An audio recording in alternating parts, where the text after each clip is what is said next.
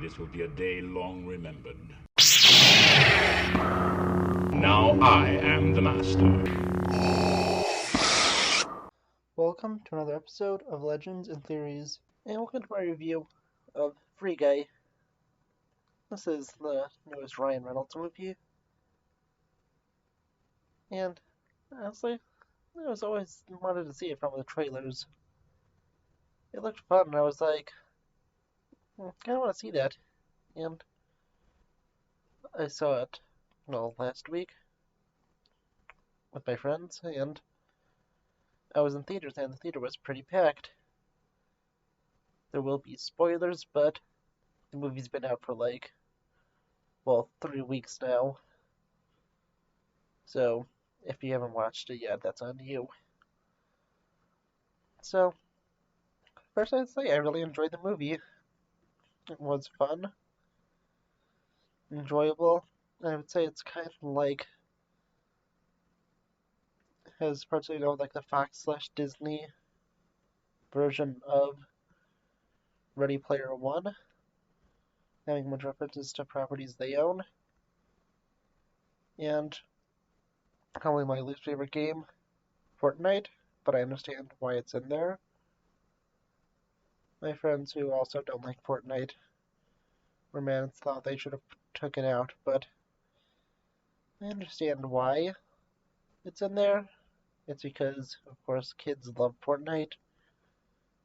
They're trying to market to them. But there was also some other fun stuff. And this isn't, the greatest movie ever. It's not the worst movie ever. It's a fun movie. I think that's, a great thing a movie could do. Be fun. I don't think it makes it the greatest movie ever. Being fun, I think, is a big part of it. And if a movie is fun, then, well, I will be able to enjoy it. And this is a fun movie.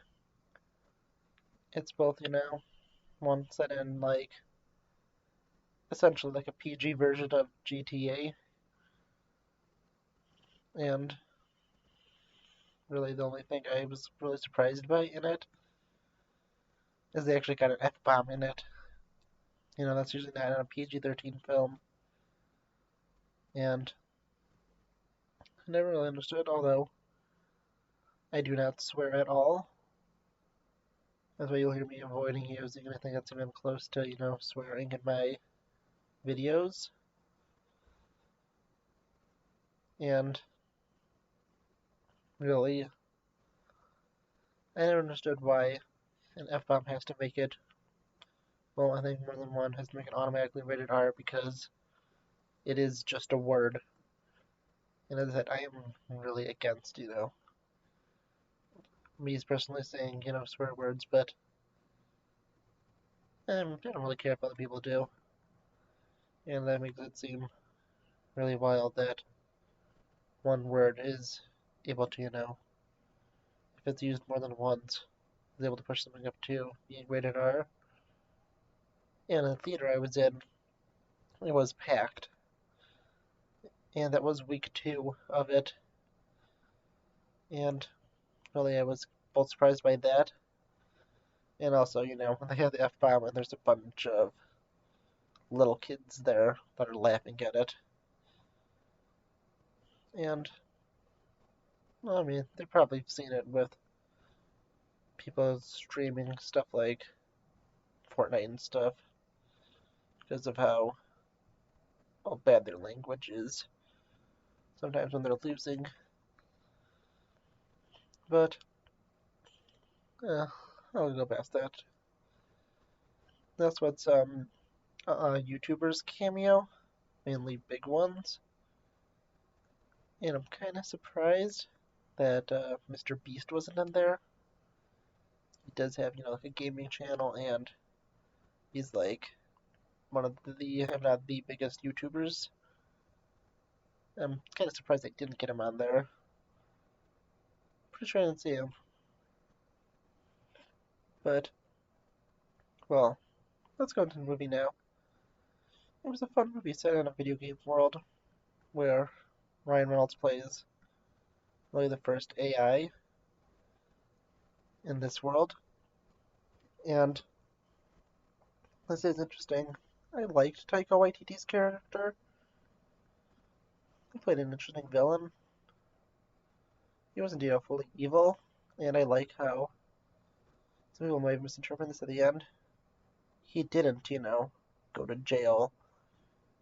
He wasn't arrested. He basically was blind to whatever, to everything, and lost money. And I think that's what makes it a brilliant win.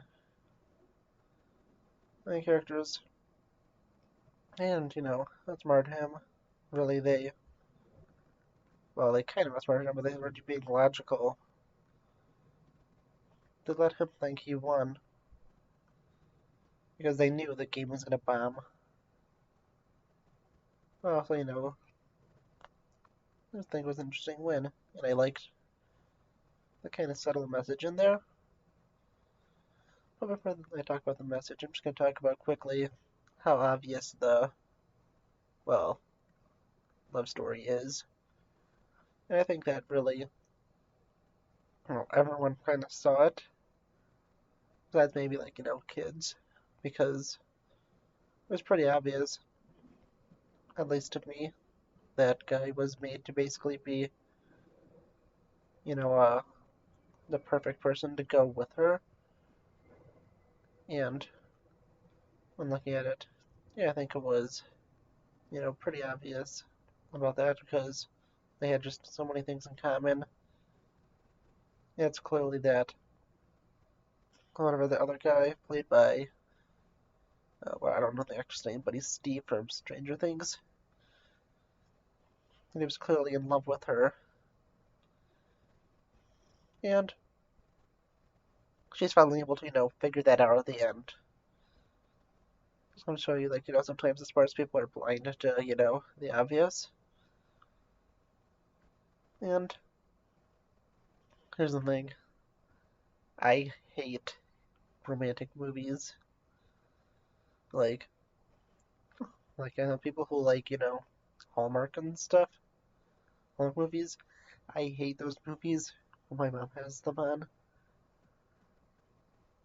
Whenever I'm going in and I see she has them on, I'm like, these are the same movies. And, hate, romantic comedies and everything. And this wasn't that. And this was a, nice, maybe a love story put into a story. I don't, always love them. But if it's done well, I'm fine. But yeah, I hate romantic comedies, but I do I think there's a pretty good love story in there. It was, on the backside to, the main story. And the kind of hidden message in there. I think, I kind of saw it, but I don't know if everyone did. It's kind of anti, what's called, anti, just doing everything off of a big franchise. It's proving that you don't really have to go and just do franchises and could go take risks on smaller projects because those could become really big. And, it seems that maybe at least the writer and, the director probably knew about this.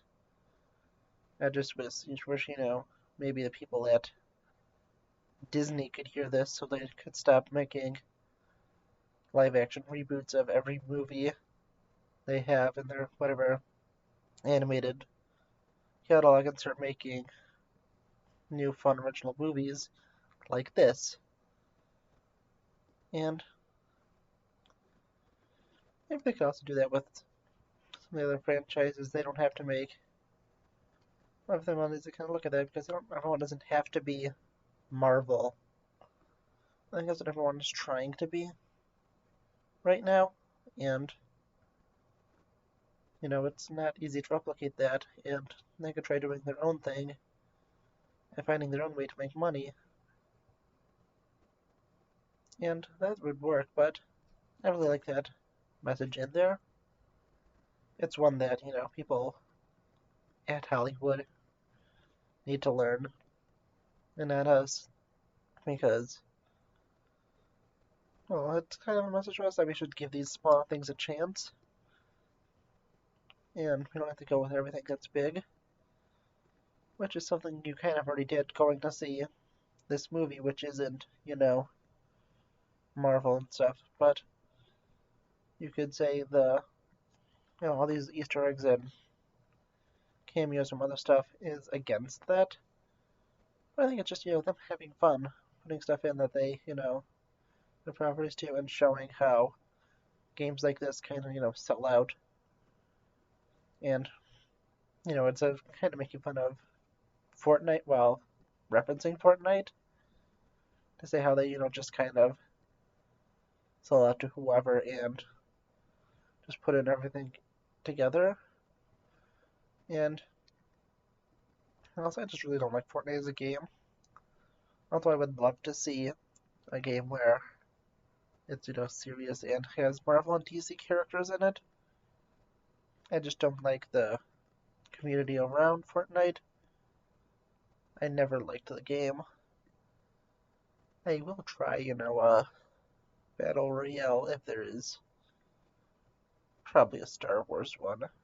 Put into, like, Battlefront 3 or something. But I refuse to play it. And really, the only reason it's ever been on any of my accounts is it was put on my Epic Games account because it was on someone else's. And when I logged in, it got put onto mine for some reason. So that was annoying. And then my PlayStation, because it's a shared PlayStation. Someone else has it, so it's been put onto my account and I can't remove it. Same thing with like all those sports games, which I also hate. Because they're kind of, being sellouts also. And really, I think that, and someone asked me, my brother wanted to insinuate me into getting it onto my App Store because he wanted to get some stupid reward, but I have not downloaded it since. But that's a real thing. I do not like Fortnite. And I like how this is kind of, maybe even just to be looking at it, kind of like saying, this game is, kind of ridiculous and there's way too much stuff in there. And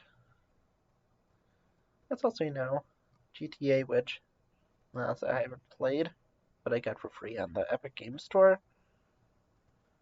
But I don't really know if I'm ever going to play it. I just got it because I may eventually want to play it. But with that, really, I'll tell you that. I like this movie. I just kind of went into a tangent about how I hated Fortnite and stuff. But, I don't really care. I hate Fortnite, so if you ever see Fortnite being played on one of my accounts, assume that I've probably been kidnapped, or being forced against my will, or someone's on my account without my permission. And never assume that it's me playing Fortnite and there has to be someone else on my account.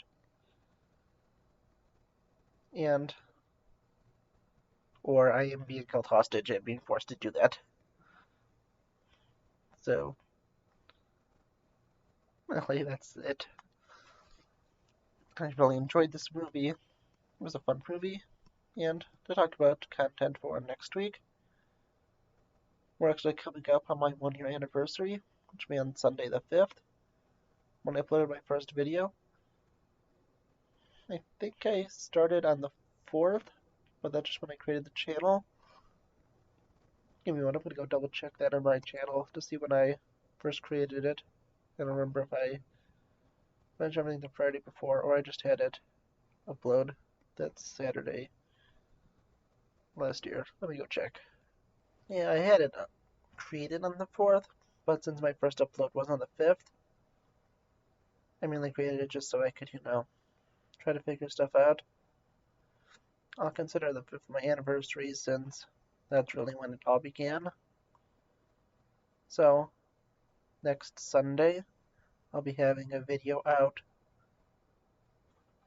Something to celebrate a year of this channel. I don't know exactly what it will be, but I'm thinking maybe it's gonna be a fun type of what if that I was thinking about doing. That's gonna be kind of like an improv what if, where I just kind of go and record what if, and I just do it all off the top of my head. That could be a fun video, and I maybe also have a 1-year anniversary just thanking you guys for subscribing and everything. That sounds nice, but that's over a week away.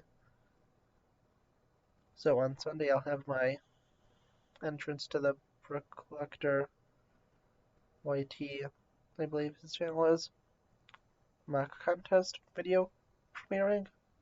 I also only have it on premiere just so yes, I'm add it to his playlist since he wants to do that for the thing. So go check out the other videos on that playlist and the link to that one. On Monday, I will have out my theory about how Pat could have been Eclipso's host in Stargirl. On Tuesday, I think I'll have my review of The Flash from seasons 1 to 6.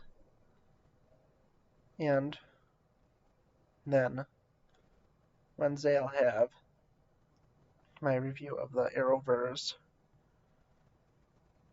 week and the weekly review of the Arrowverse, and then the What If episode 4 review. And then Thursday, I hope I can get this done. If not, I'll figure something else out. I'm going to be doing what my Injustice 3 cast of players would be. And with that, I'm doing 52 characters. I have all 52 out, but that might take a little while to edit since I'm going to want the images of each character above. I'm going to find, images of 52 people, so that's going to take a little bit. So if that's out next Thursday, that'll be out maybe the week after. And if I don't do that, maybe I'll do like Crisis on Infinite Earths review in the aftermath. So it should probably be there by then.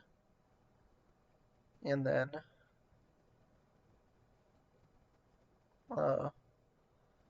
Friday I'll have,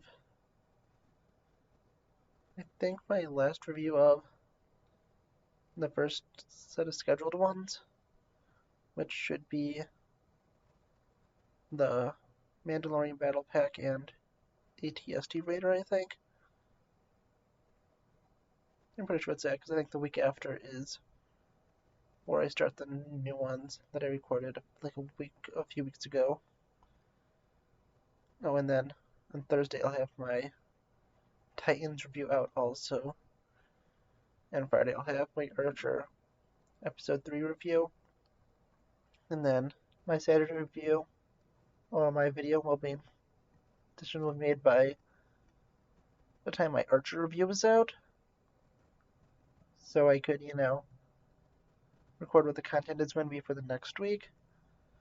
And then Sunday, as I mentioned earlier, is going to be my 1-year anniversary. I'll also be finishing up streaming Lego The Incredibles. And then, I don't know, I'll be also trying to get in a few continuations of Lego Marvel Superheroes 2, Republic Commando, and all in all, maybe next on Steam. Take a look at my catalog of games and make a decision. But I have to go, do some stuff, so I'll see you all in the next episode of Legends and Theories. Thank you for watching this episode of Legends and Theories. Please subscribe, like the video, share the video, leave a comment, check out the video on screen, and may the Force be with you.